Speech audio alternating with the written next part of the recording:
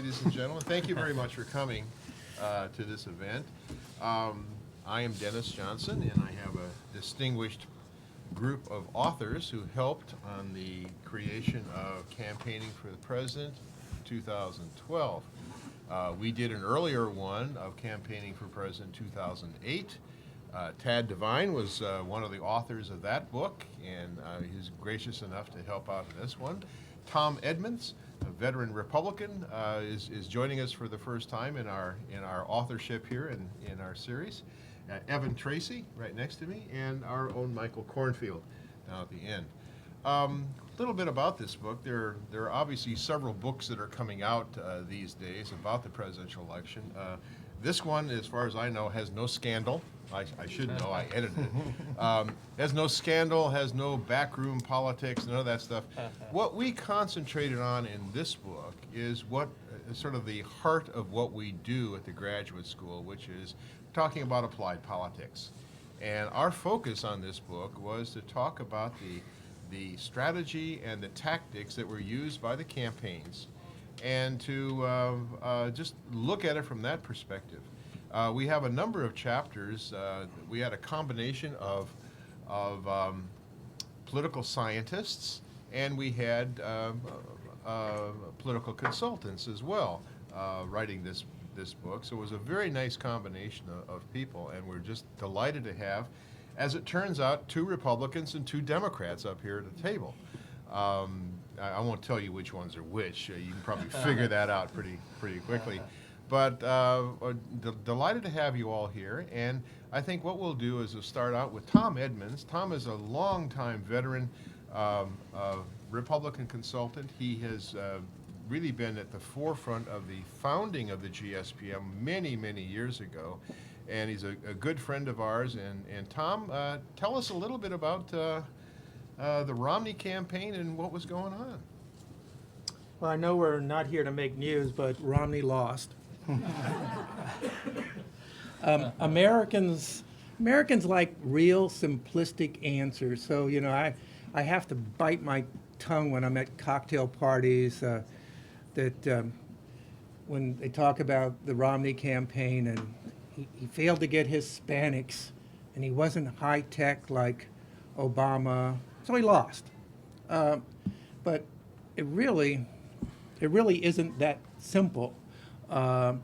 And when I was working on this chapter, I was trying to, it's in the heat of battle, and smoke hasn't even cleared yet. I'm trying to write this where it would make sense if you read it a few years down the road and you didn't have all that hype and the dust had settled a little bit, and that you could explain to somebody who might not have been there in real time what had happened. And I think there was a lot that we know, and a lot that maybe we tend to forget. I do think the fallout, and I noticed that Tad has all his notes on his iPad, and then I typed all mine. So I don't know whether that makes me old school or whatever, but you know, kill a tree, save a job. But I noticed that all the fallout from this is that the Republican Party is dead. And this, in a taxi cab, as I get out, you know, you have to know what the other side is doing. So here's an email from Stan Greenberg, because I'm on his list, and it says the Republican brand is in the toilet. And I'm thinking, I need a couple of quotes to make that point, but I think he made it for me. They're all over the place. Well, not to chew up too much time here, what did Romney have to overcome? I think that we tend to forget how successful he was. He came through a very brutal primary, and we tend to forget all the people that were in there, and everybody had a moment. Rick Santorum had a moment. Newt just wouldn't quit, even when it was over. He wouldn't quit. He had to truly play both sides against the middle because the Republican Party was not monolithic. He had to build a national campaign organization to go up against a candidate who had one in place for 4 years and was just refining it and waiting. and had the high ground, knew that the attack was coming and when it was coming and where it was coming from. He had to plan a convention. Doesn't sound like much, but do you remember Hurricane Isaac? There were pundits saying the Republican Party should cancel their convention. And they actually had to answer these questions. And, you know, for me to be knee-jerk to say, you know, the media is biased against him, but you can at least acknowledge that electing an old white male is not very exciting news, you know, compared to the environment that you're in, and that's what he's. So that's what. It's old white males. Yes, right. Yes. And then I'm down there, and you know, I do fault them for this. I'm not just Clint Eastwood cringe, but here you have Marco Rubio up there, and obviously we want to put the best face on this we can. Well, what does Marco Rubio do? He tells his family story again. And I don't think he mentioned Romney's name until they pulled him off the stage. So it was my moment, and I'll tell you this story again about the flat tire and driving from New England and the whole 9 yards. Well, Romney overcame all of that, ran a pretty good campaign, but he lost. And quickly to run through some of his mistakes, and they were mistakes. Benghazi was a big mistake. I mean, presidents deal with foreign affairs and foreign policy, and I think a lot of Americans, the first they heard of Benghazi was Romney talking about it, and then he had to back away from it, and he irritated his own people in the presidential debates by not talking about that. He put Paul Ryan on his as the VP, and then he doesn't use him to appeal to young people, and he doesn't reach out with him. And poor Paul Ryan's up there trying to reconcile any slight modifications or differences he has with Romney. That wasn't too good. They ran a very, very poor GOTV effort. If there was voter suppression, it was that there were 40,000 people working for the Romney campaign who had a computer that had failed and no data to distribute to anybody. These people should have been out there with clipboards. They could have gotten more done. Going dark right after the Republican campaign, you know, the law says you can't coordinate with the PACs and independent expenditures, but you would think Karl Rove would have noticed that they were dark and maybe changed his plans a little bit to help him out, but he didn't do that. They were not able to make Obama make the campaign a referendum on Obama, and the thing that irritated me the most about their campaign was, and this is not high tech, this is low tech. They evidently thought that they were doing so well in Ohio and Florida that they started shifting the resources to put more frosting on the cake, like they were going to get Pennsylvania when they didn't have Florida in the bag. If they had stayed with those swing states where they were close, and just look at the final numbers that are in the back of the book, it would have been possible. It was possible, certainly a lot more possible than where they put their resources. I gotta keep moving, don't I? You got a minute and a half. A minute and a half. Well, the idea that the Republican Party is dead, though, coming out of this, and that Romney was part of that, is something that I think that we all need, no matter what your political persuasion is, we all need to do a little course correction on this. Arguably, the Republican Party is the largest political party in the United States today. More votes were cast for Republican candidates last year than for Democrats. The Republicans have won 7 of the last 11 presidential elections. 30 governors are presidents. 27 state legislatures. The Democrats control 17. Many of them are split.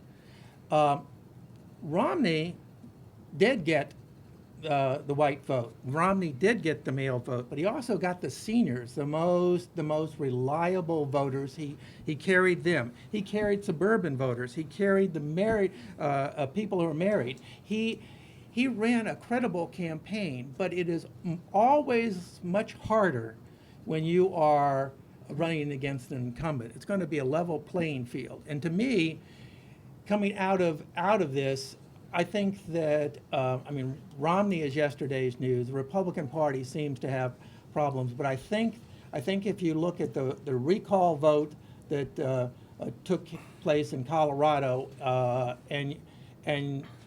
and you understand, I think Obama has made a huge mistake in terms of stirring up gun owners in this country who were beginning to believe that there was no threat, and now they know that there is. I think that 2014, and I'm making a prediction coming out of this, is going to look more like 2010. I love this one. This is the front cover of Time magazine that says endangered species. This was from 2009.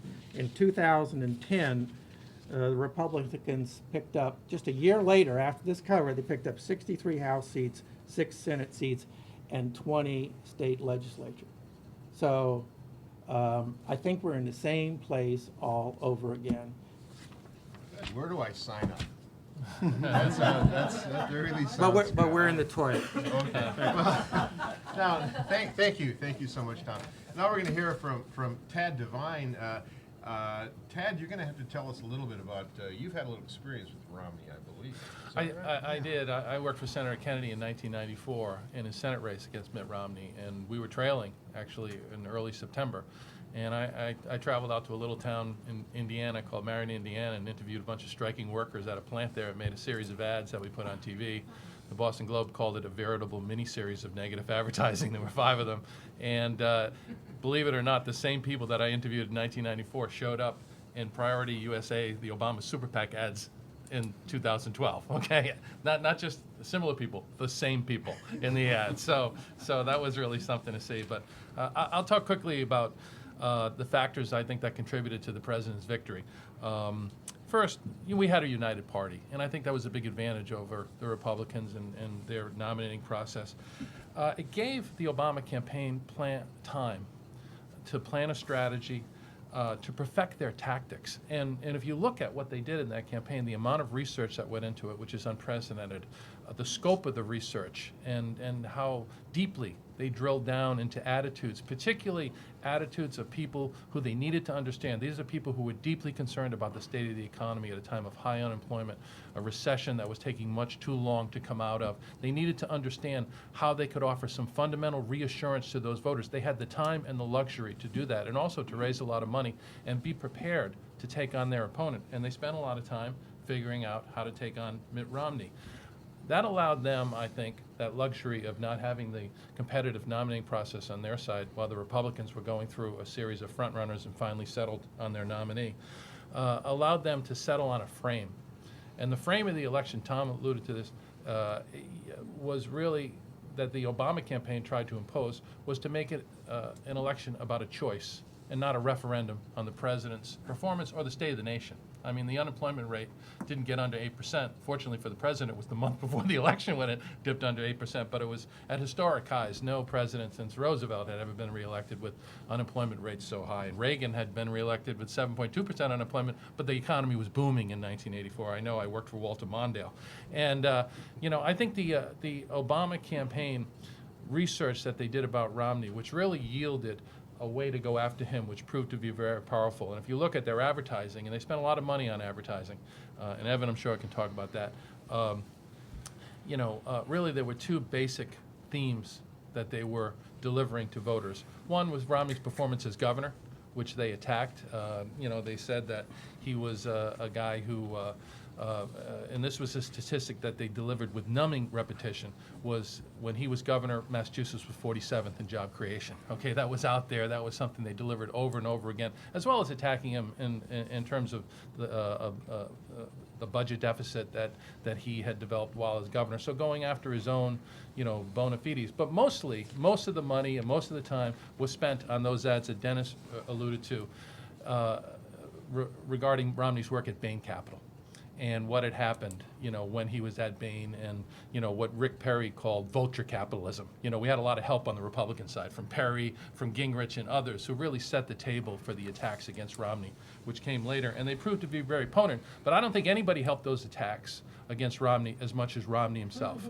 When he walked into a room and somebody had one of these, and Romney said that he gave up on the 47% of voters who, were living off the government. And that proved to be just a confirmation of all of these attacks. A lot of times in campaigns, you go out there, you set the table, but really it's the voters who have to decide whether they believe this stuff or not. I think when Romney confirmed many of those attacks with that very powerful indictment against him in his own words, that was really something that hurt him badly. And for me, as someone who's looked at and worked on campaigns for a long time, I was stunned when I read the exit poll and how that single factor, I think, contributed probably as much or more than anything in terms of the president's victory. In the exit poll, they asked a series of 4 questions about attributes that candidates had and who voters preferred with those attributes. They asked who shares your values, and 27% of the voters said that was the most important attribute to them. Romney won that 55-42.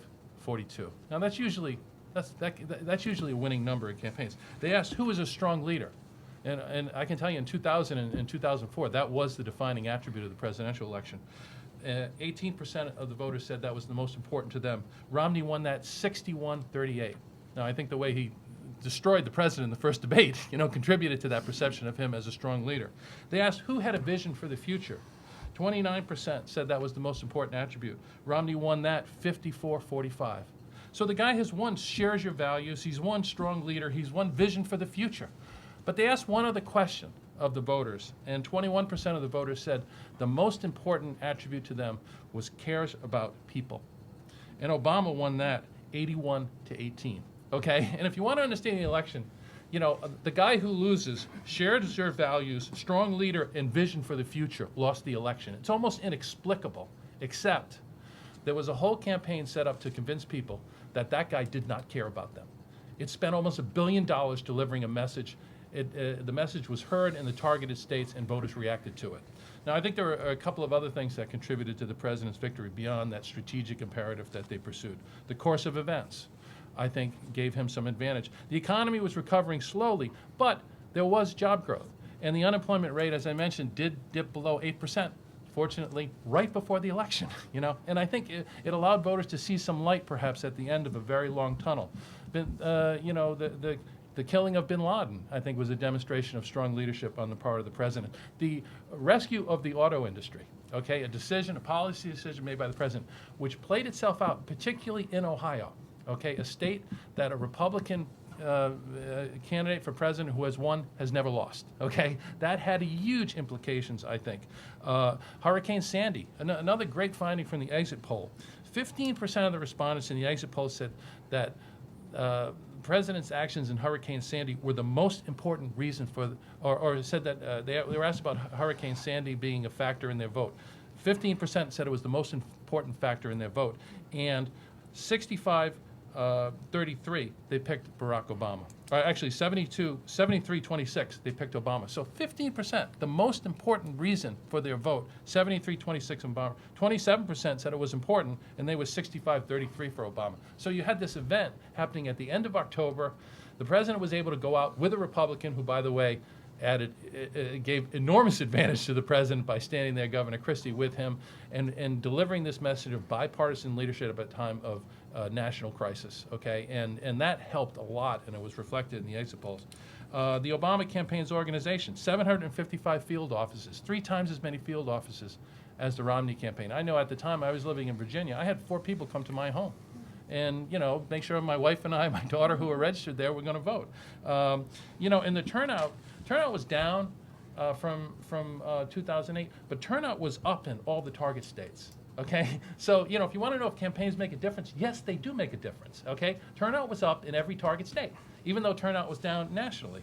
And the composition of the electorate is really, I think, the key advantage for the president, because the people who came out, more young people, minorities, single women, and Obama won 39% of the white vote.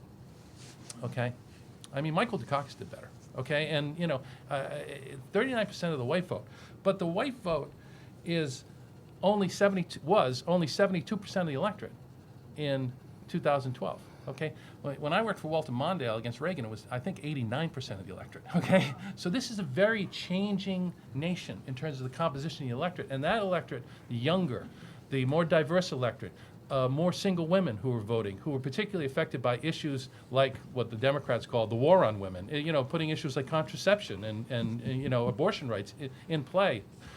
Endless commercials about them in Northern Virginia. You know, that really had a factor. Obama organization.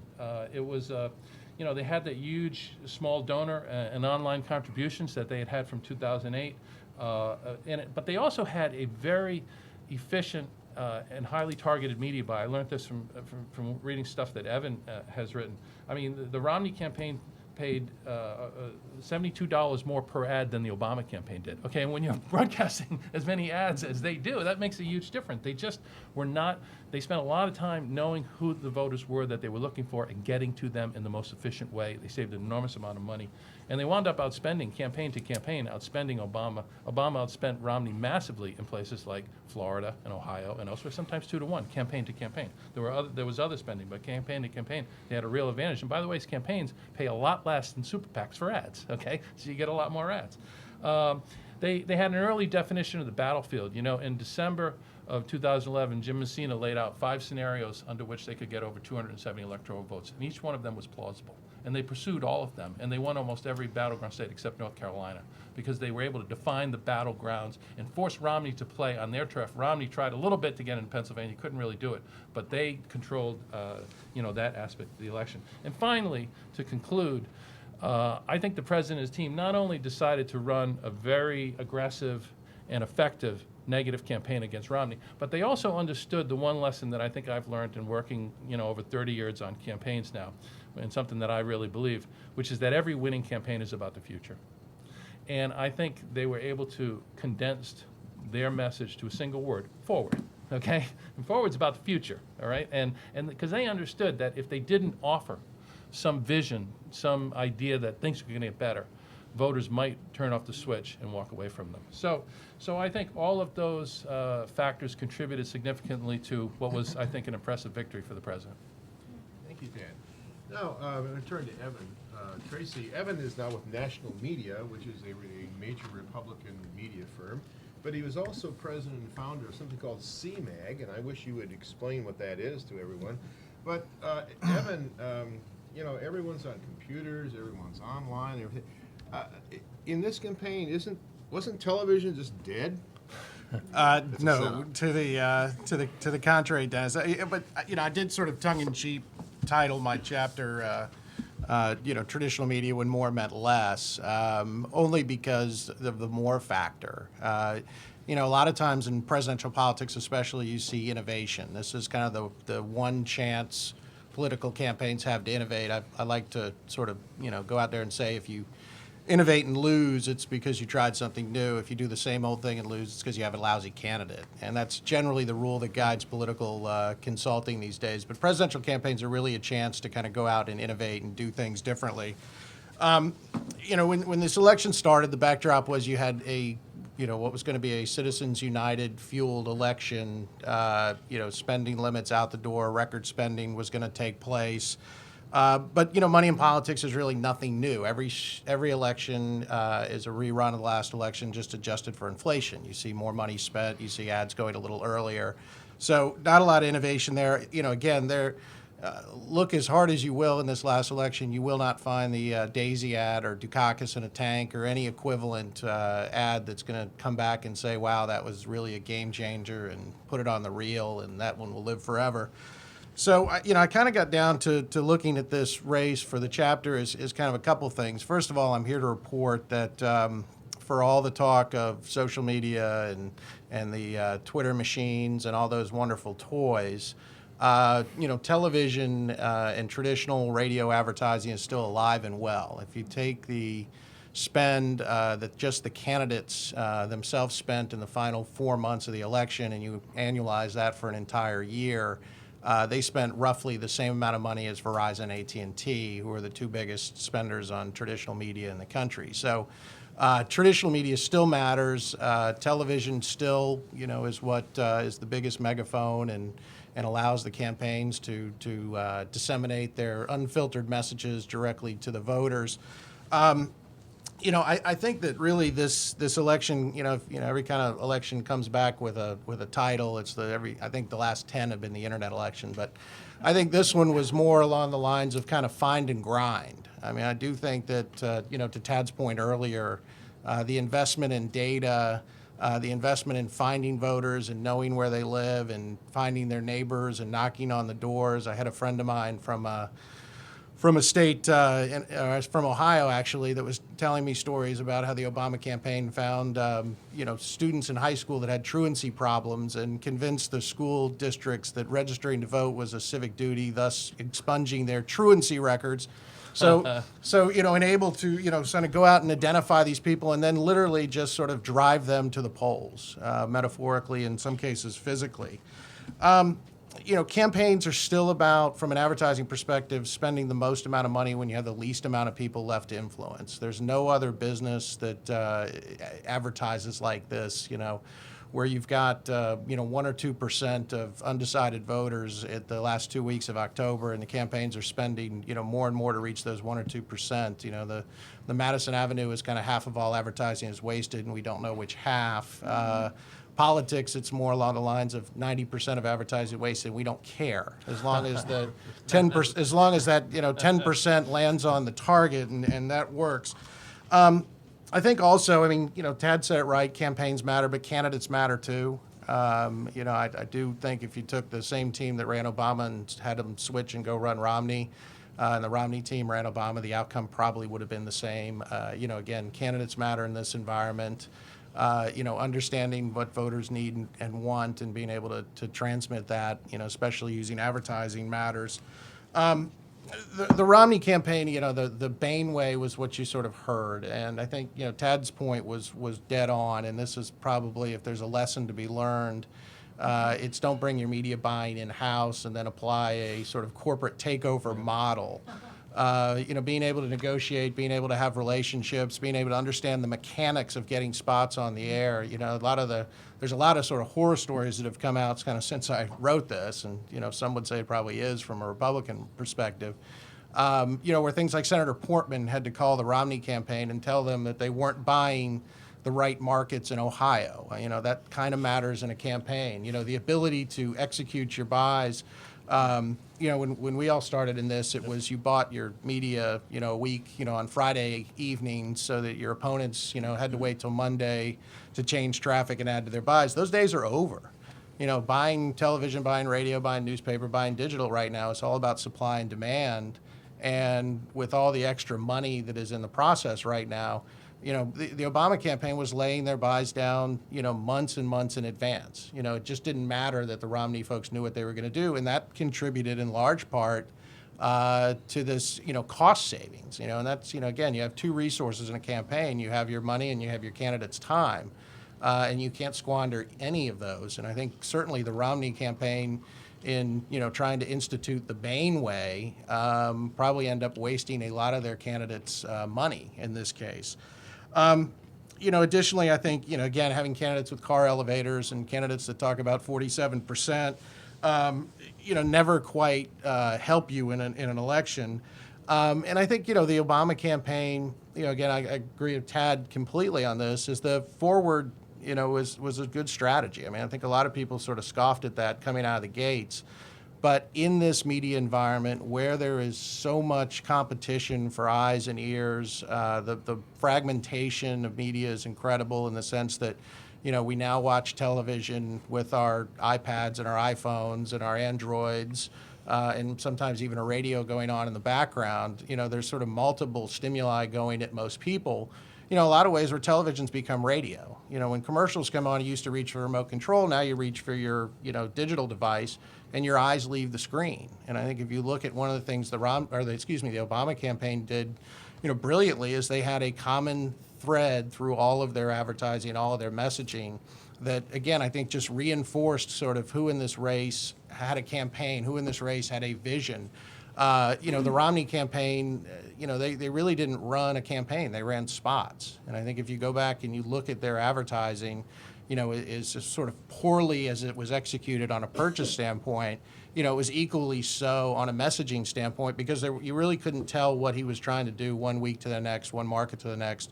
Whereas the Obama campaign, this is a lot of what started in this was really what Bush did in 2004, where they leveraged their money, they created a common brand, they understood the role of the campaign and the role of the super PACs, is really what's been executed, I think, correctly in 2008 and 2012 by the Obama campaign, is that they have a campaign, they have a consistent brand, they have a steady message, they have a plan to execute that. And I think those are kind of the key takeaways that I saw from the Obama campaign. It's a lot like Geico's advertising. Everybody who sees Geico goes out and you see 15 different creatives.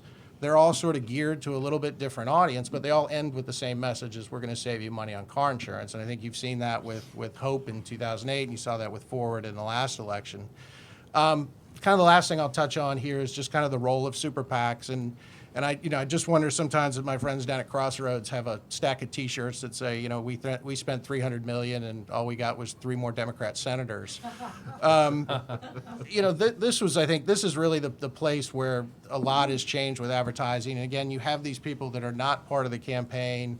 You have people that aren't sort of involved in the strategy, but have such a heavy investment from a dollar standpoint that you really saw, I think, in the case of Crossroads especially, and there were other groups as well, that really felt like, well, it's on us to run the campaign that the the Romney campaign should be running. And I don't think there's anything worse. I mean, Tad, I'm sure, and Tom can speak to that in a campaign setting than having an outside group basically trying to run what they think your campaign should be doing. Again, it muddles the message. It makes it much harder. I mean, look, the role of the super PAC, will and forever be the swift vote role. And that's the ability to run messages that politically the campaigns can't run for themselves. And that really didn't happen in this election on the Republican side. It did on the Democrat side, where, again, you saw lots of tonnage, but very little meaning and very little impact as far as the overall course of the race went. So I'll kind of stop there and let my next colleague take over so we can stay on track. Thank you, Evan, very much. Mike Cornfield has written a chapter called 12 in 2012. And this is sort of a summation of the best things that happened and the worst things that happened from both sides of the aisle. Mike? Thank you, Dennis. I chose to write about decisions that the Romney and Obama campaign made that I thought were consequential. And I did this basically for our students who are being trained to gather the best research and knowledge available and make recommendations to their bosses or their clients on what they should do next. So I don't have time. I did the 3 best and the 3 worst for each side, and I obviously don't have time for all of them, so let me just talk about the best move I thought that Romney made and the best move that Obama made. The best move that Romney made was to attack Obama's economic record with the preface that Obama was a nice guy. Allentown, Pennsylvania, June 30th, 2011. The president is a nice guy, and I know he's trying, but he doesn't understand how the economy works.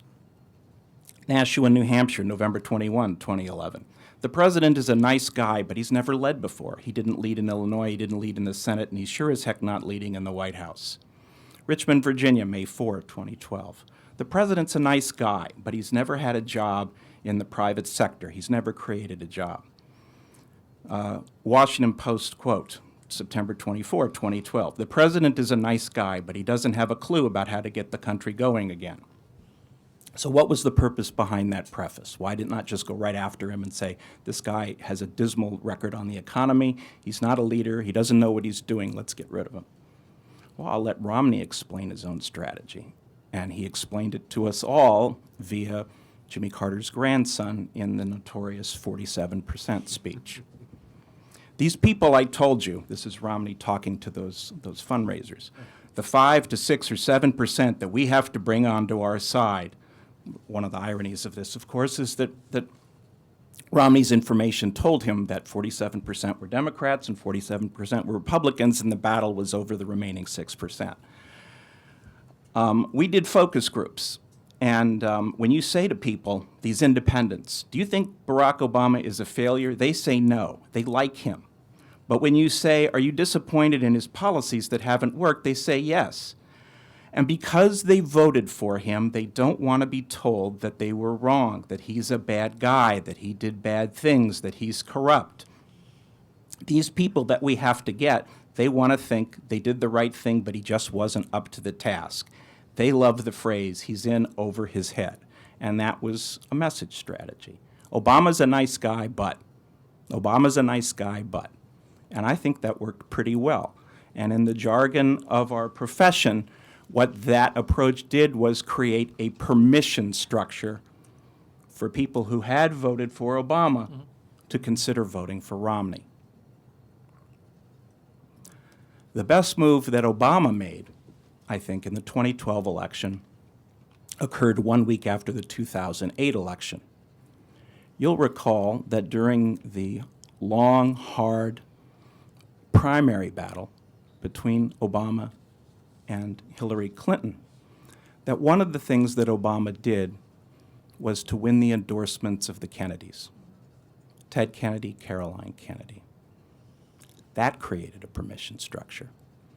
That was a cue to longtime liberals that this guy who came out of nowhere and had a golden voice but no experience, that he was okay. He won the Kennedy imprimatur. A week after the election, Obama brought Hillary Clinton into his cabinet.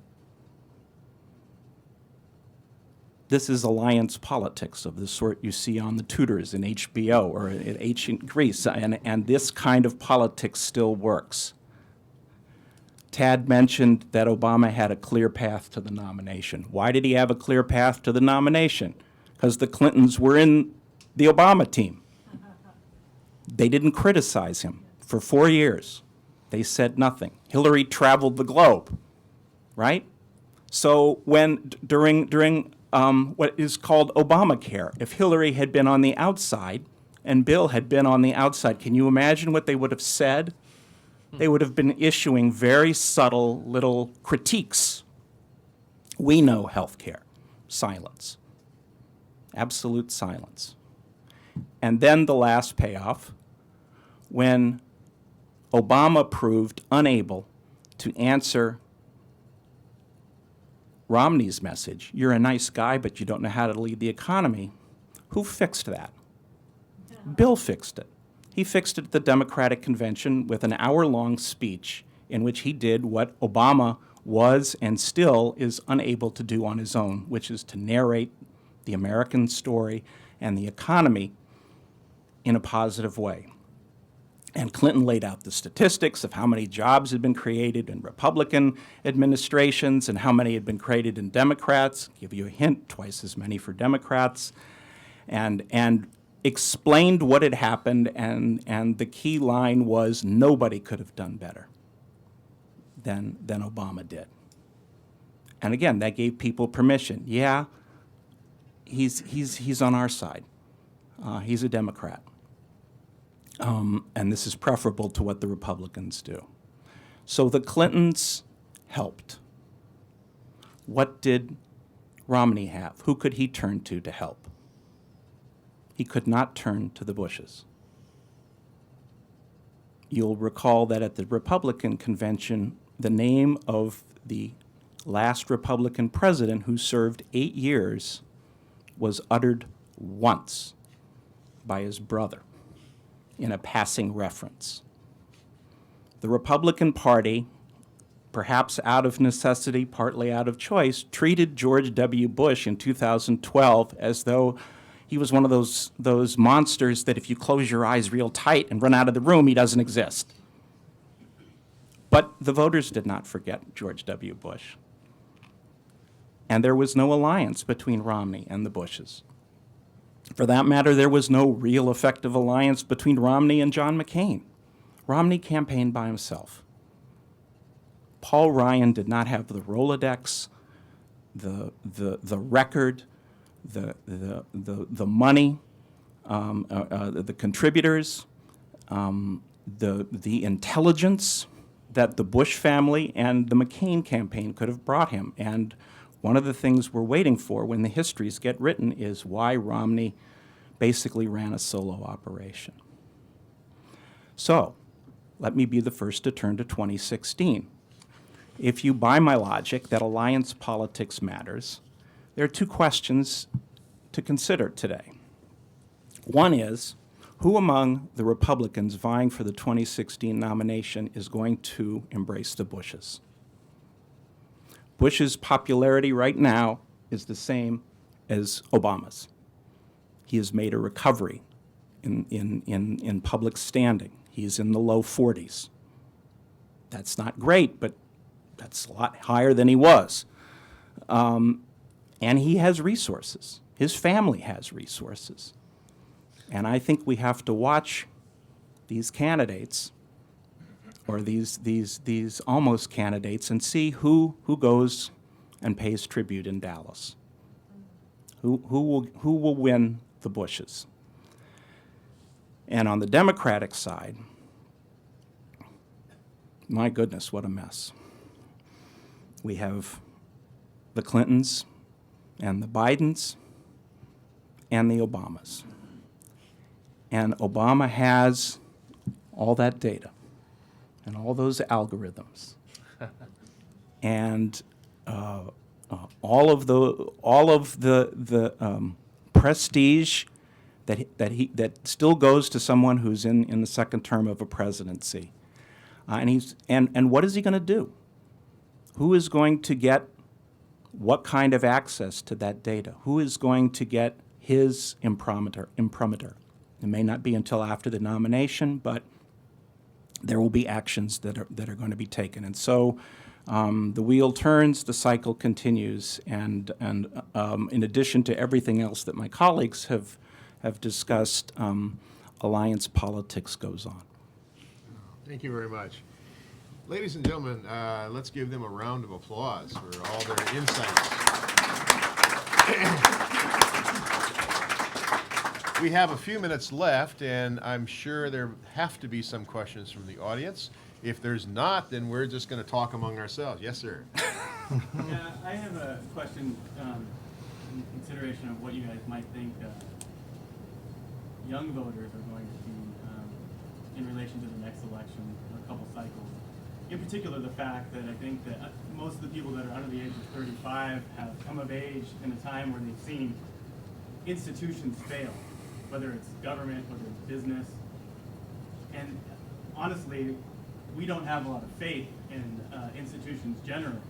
And I'm wondering how you guys think campaigns are going to confront that reality when it comes to the ever-growing millennial generation. Well, go We'll ahead. tweet something and be on our way. Well, Now listen, for a serious answer. Yeah, I think the phenomenon of 2008 first and then 2012 was the impact that young people can have on the outcome of elections. Barack Obama demonstrated it by, for example, in 2008 winning North Carolina and Indiana, even though the only age cohort he won in those two states, by the way, and I worked on 6 presidential campaigns, they were never on the target list. We had John Edwards from North Carolina on our ticket in 2004.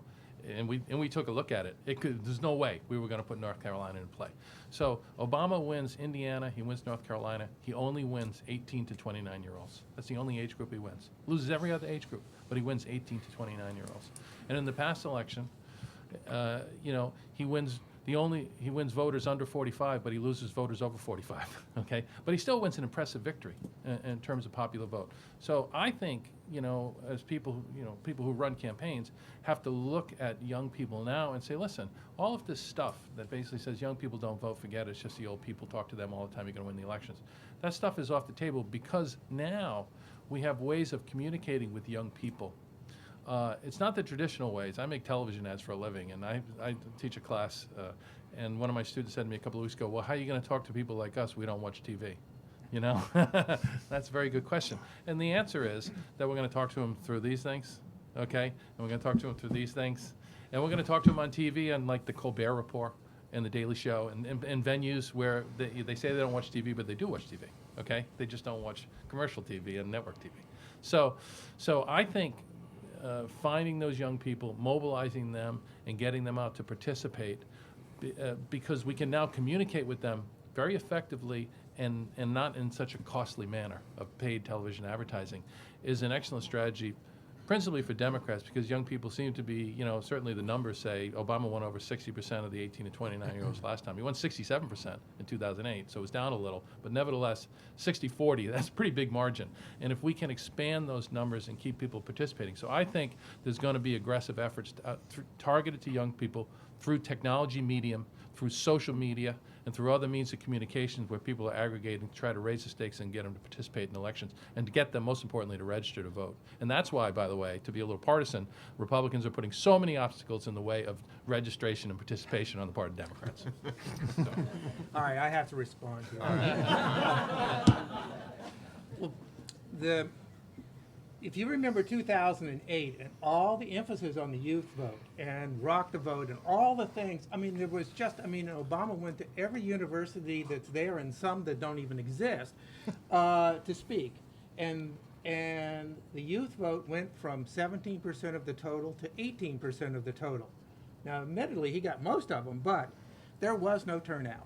The older, if you look at any scale, the older you are, the more likely you are to vote. I work with the Newspaper Association of America. Last year, they garnered more political ad dollars than radio. They have doubled every 2 years their take, and they did almost $800 million. Newspapers, a dying industry. Why? Because old people vote. It's just that simple. What's going to happen is that youth vote that Obama was courting in 2008 are going to go into the next category, and they are going to be disillusioned with institutions, and Republicans are going to get a little bit more of them. The youth vote that takes their place, they're going to, these people don't, I'm sorry, but they don't know when election day is unless somebody actually sends them a tweet and tells them they aren't going to show up. And it's return on investment to put money against the youth vote. The only thing I would really agree with you on is new media is obviously the way to reach them, and it's not as expensive, so you might as well go and do it.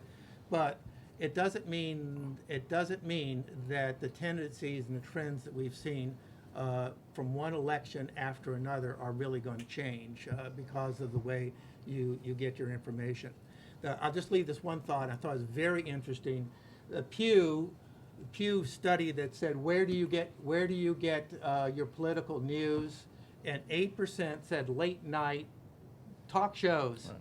And I'm sure that there were very few. There were 2 or 3 Republicans in there, but I think all of those people were Democrats. That's true. But if 8% are getting their political news from late night TV, then it's not a lot of in-depth coverage, I think, that we're seeing conveyed to these people.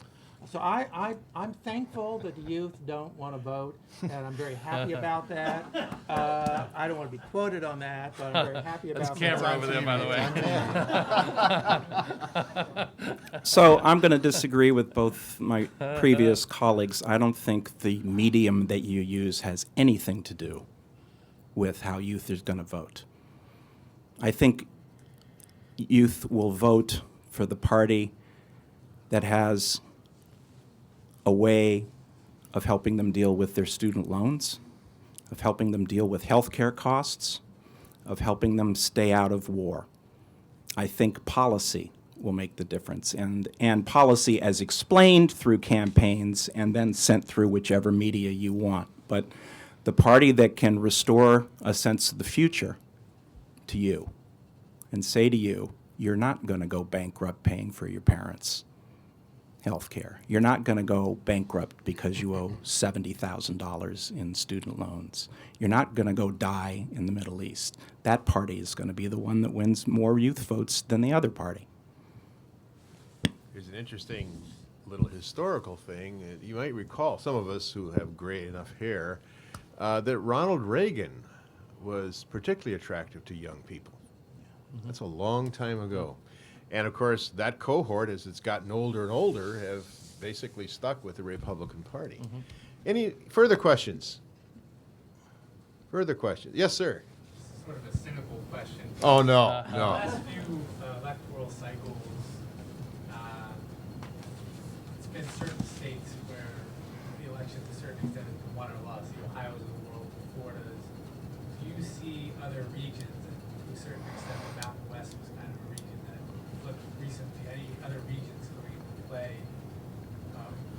I've heard Texas is very slowly turning blue. That might take forever, but do you see any other regions changing in future cycles? How long do you think that might take?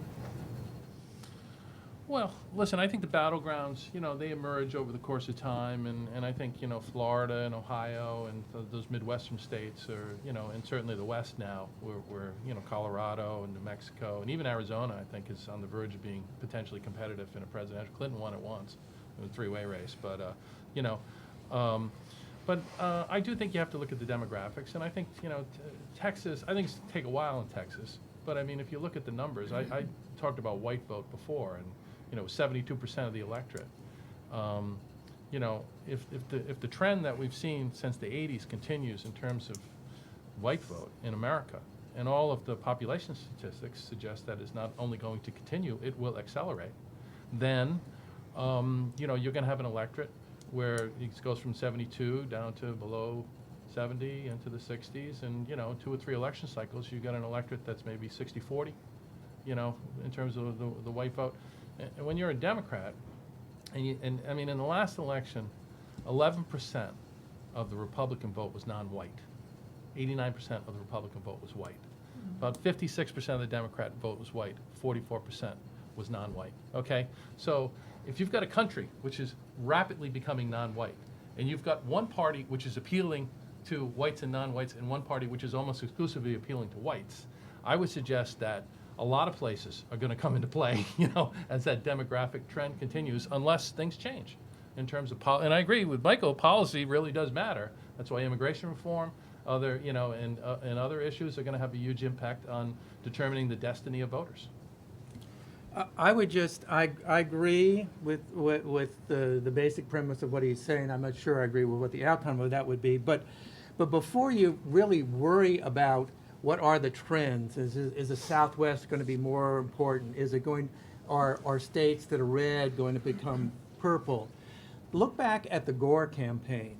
When people talk about that when people talk about the 2000 election, they think that Florida was key, and that, it was stolen, it wasn't stolen. Al Gore didn't carry his own home state. If he had carried Tennessee, he'd been president of the United States. He didn't carry his own home state. He didn't carry West Virginia with 3 electoral votes. Could have made a 5? Could have made a difference. He didn't carry Bill Clinton's home state of Arkansas. So who would think, when you're looking at a map and you're saying, well, these are the swing states. West Virginia could be a swing state in a presidential election, and was. Tennessee could be a swing state in a presidential election, and it was. So you don't know what's important. Everything is important. You have to know where you have a chance, and depending on the candidate and where he's from and what the issues are, the map is going to change. Not just the demographics of the state, but states are going to be in play in one election that aren't in play in another election. Let me say something further about West Virginia. I've gone on several conferences when my buddy Tom has been there, and I've told people at international conferences the reason Al Gore is not president is the man standing right next to us. Now, West Virginia has always been Democratic. I mean, you can't if you're a Democratic candidate, you cannot lose West Virginia. Well, it changed in 2000, and it changed thanks to some of the efforts of Tom here, working for the National Rifle Association. Guns became a more important issue than jobs, and thanks to Tom, West Virginia went Republican, and the election went Republican. It's when you lose by a razor-thin margin. There are awful lot of organizations you can say they. Thank you. There. When you lose by Buying votes. Thank you, Uncle Dennis. when you lose by a sliver, there are an awful lot of people you can point to and say that's the reason you lost or that's the reason you won. But right here, you can see how important it was in that particular race when it became so tight. Focusing on West Virginia, focusing on the issue of guns, won the election. Yeah, and I would also say, having I was running the Gore campaign at the time, that the environmental policies, which I fully support, and certainly the Vice President deeply supported of the Clinton administration, particularly as it pertained to strip mining of coal in West Virginia, had a very big impact in the outcome of the election as well. So. Jim, I want to ask about the impact of local politics on the upcoming national race. It seems to me that as Congress is deadlocked, that there's more action taking place on the state level, but also in major cities, municipalities, and that's where you may see things actually happening, getting done for better or for worse. But it seems to me that if you take Washington or New York or others, there may be, I want to say the return of big city bosses, but the influence of local politicians' ability to hold votes and to influence votes at a county, a state, and a city level. Any thoughts about that for 2016? What you see emerging? Well, I mean, as it sort of pertains to turnout, I mean, I think, a lot of the big headlines have been about, humongous data and micro-targeting and all of these, wonderful toys, as they say in Batman. But, it's the ability to sort of analyze. It's the analysis that comes on top. Data is a commodity. The one thing we kind of, I think, skipped over today, too, was the drop-off in turnout. With all these things designed to increase turnout and the youth vote and movement politics, and we actually had, I think, 10 million less votes in the last presidential election than we did in 2008. So I think it's a good point. I mean, I think certainly, mechanics still matter, and being able to turn out and being able to, put boots on the ground.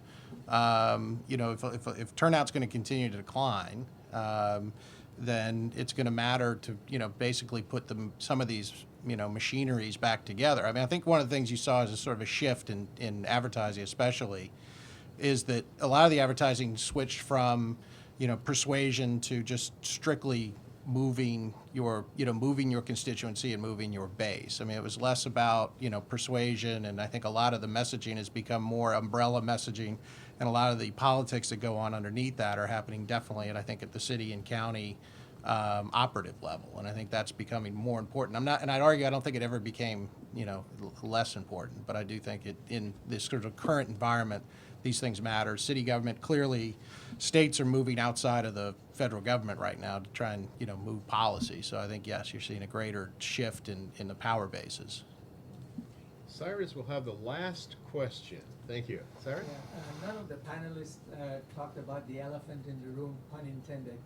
And that's the significant and it seems never-ending shift of the Republican Party to the right.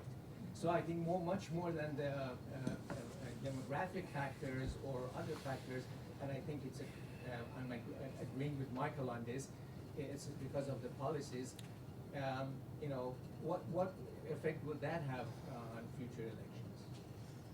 Well, listen, I think it affected the last election. I think one of Romney's advisors, after he had secured the nomination, went on national television and said, "Oh, this is going to be like an Etch-a-Sketch, and we're just going to forget all that stuff we said before. We got a new game plan." I think he was absolutely right, and I think that, Richard Nixon understood that as well or better than any, I think, Republican politician. That after the nominating process is to get nominated, but the general election is about the great middle of American politics. And frankly, as Tom said before, the people who say the Republican Party is dead. This is a conservative country, okay? And if you're the conservative party in a conservative country, you can win elections, But right now, I think there is a perception that the Republican Party is being too deeply dominated by the far right. And I think Governor Romney himself was a victim of that. I think he really feared moving to the middle aggressively. I think he had times. And, you know, for example, when Rush Limbaugh attacked, you know, a young student from Georgetown, a woman, and went after her, I think he could have stood up, as Clinton did, at about the same time in the nominating process in '92 to Sister Soldier and at a Jackson event, and basically said, listen, I'm not part of this. This is something different. He sent a strong signal to the middle of the country, and he benefited from it. And I think Romney was afraid of positioning himself with the base of his own party because of his previous positions as governor of Massachusetts. When we ran against him in '94 in the Senate race, I mean, this guy was pro-choice, he was pro-gay rights, he was progressive, very, very liberal Republican, you know, Massachusetts, who became someone who called himself severely conservative, okay, in the course of the election, and then refused to budge from it when I believe his campaign guys, at least if Fernstrom was right and they wanted to etch a sketch, that was the right thing to do, but they were afraid to do it. So I do think that's holding the Republicans back now, and I think it certainly held Romney back in the election. I would say I don't think the move to the right, a la Tea Party, which is become dirty words now, but less government, lower taxes was the Republicans' problem so much as the fact that candidates got nominated who hadn't been vetted. And so you had a Todd Aiken in Missouri talking about legitimate rape the week before the Republican primary. You know, you've got candidates whose backgrounds are coming to the surface after they've gotten the nomination because there was no structure. I mean, if you read through the lines of what Karl Rove is talking about now, he thinks he should take his Crossroads money and make sure that he has a hand in selecting the candidates, not trying to defeat the people he's against, but to make sure that he gets somebody out there. So I think that there certainly is a problem, but I don't know if the problem is so much in being on the right and saying, we want smaller government, we want less regulations, we want lower taxes, as it is who's saying that and who is the face of that.